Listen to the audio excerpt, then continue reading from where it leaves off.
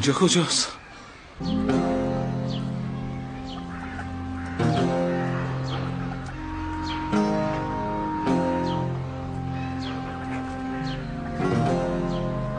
سلام علیکم.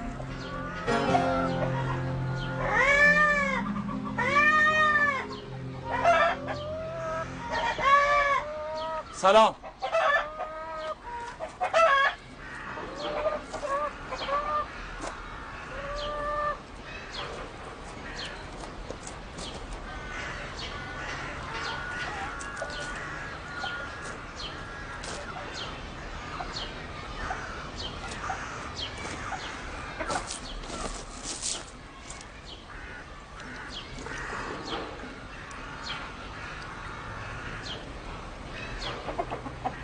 شیرینه؟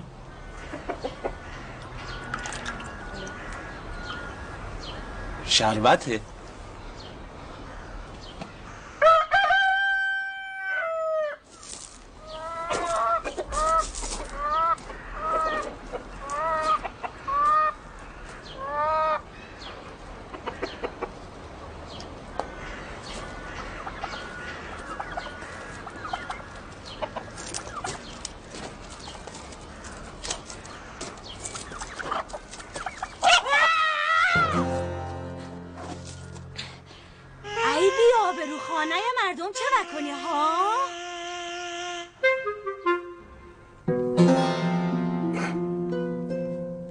چی کار داری میکنی؟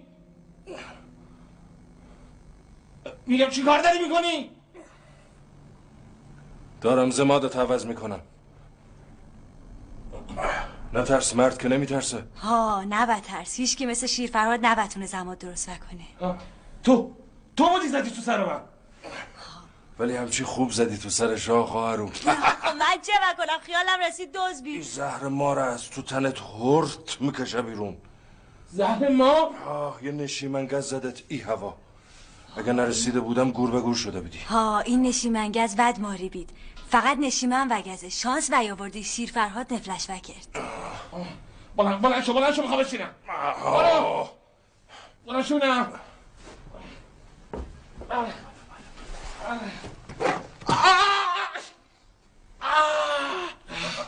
اقلگن تا تو روز نبتونی روش بشینی بدبخت.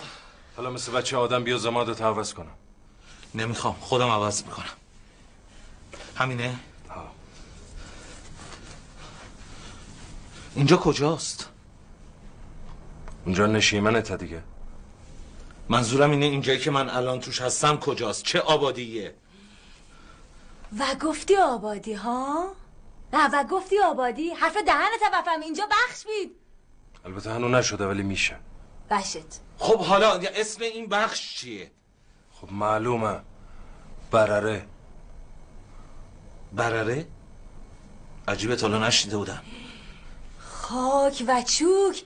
مگه هنوز تو دنیا کسی پیدا بشد کسی به برره به گوشش نبخورده باشه؟ یا بی سواده یا چل بیت.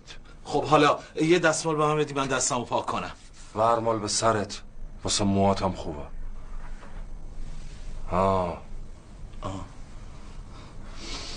چیه؟ یه بو عجیبی میده. ای گل نخود یه هفته تو روغن بادام ور و خوابونی بشه همچی عسل.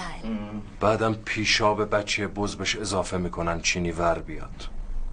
چی اضافه میکنن؟ پیشاب نمیدانی چیه؟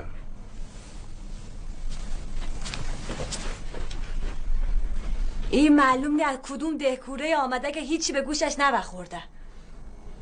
دنبالون وچو.